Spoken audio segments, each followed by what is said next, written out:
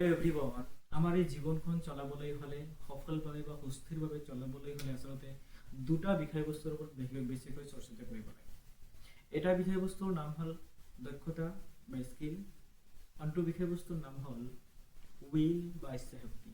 এতিয়া আপোনালোকক যদি মই প্ৰশ্ন কৰোঁ যে আচলতে জীৱনখন সফলভাৱে বা সুস্থিৰভাৱে চলাবলৈ হ'লে এই দুয়োটাৰ বিষয়বস্তুৰ ভিতৰত আচলতে কোনটো বিষয়বস্তু আচলতে বেছি প্ৰয়োজনীয়তা অৱলম্বন কৰে।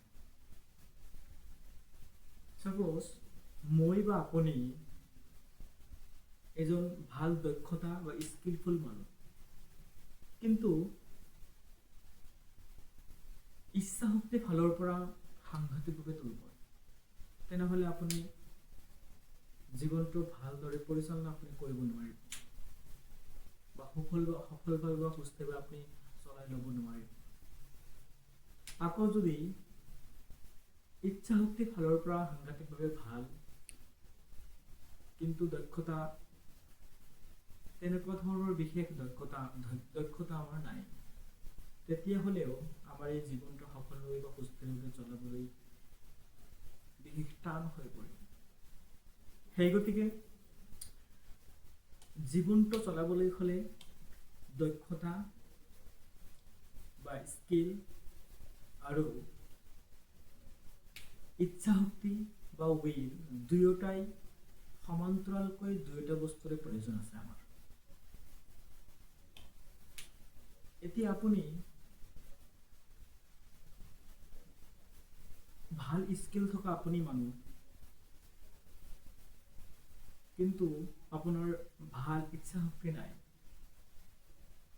তেতিয়াহ'লে আপুনি ভাল দক্ষতা সম্পন্ন মানুহ হৈও আপুনি আপোনাৰ নিজৰ জীৱনখন আপুনি ধুনীয়াকৈ পৰিচালনা কৰিব পাৰিব, কিন্তু আল্লাহ বা ভগৱানে কিবা কাৰণত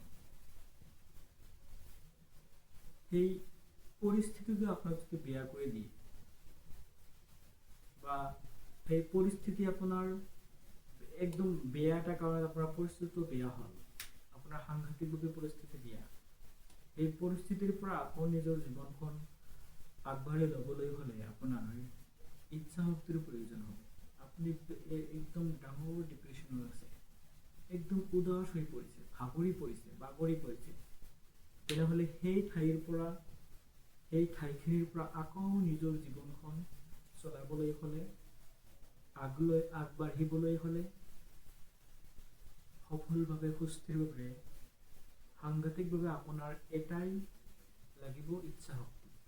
সেই ঠাইৰ পৰা আকৌ ইচ্ছা শক্তিৰ সহায়ত আপুনি সেই ঠাইৰ পৰা বা সেই পৰিস্থিতিৰ পৰা বা সেই ডিপ্ৰেশ্যনৰ পৰা আপুনি নিজকে আকৌ নিজৰ ভৰিত থিয় হৈ আকৌ সেই পৰিস্থিতিৰ পৰা আপুনি নিজৰ জীৱনটো সফলভাৱে সুস্থভাৱে চলাবলৈ সক্ষম হ'ব পাৰিব, যদি আপোনাৰ মাজত ইচ্ছা শক্তি থাকে।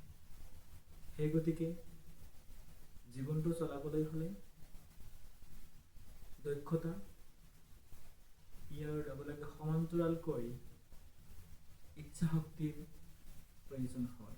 সেই গতিকে আমি বিভিন্ন পৰিস্থিতিৰ পৰা, বিভিন্ন ফালৰ পৰা, বিভিন্ন মিডিয়াৰ পৰা, বিভিন্ন চ'ৰ্চৰ পৰা আমি দক্ষতা আৰু ইচ্ছা শক্তি আমাৰ মাজত অৰ্জন কৰিবই লাগিব। ভিডিঅ'টো ইমানখিনি, ধন্যবাদ, জয়।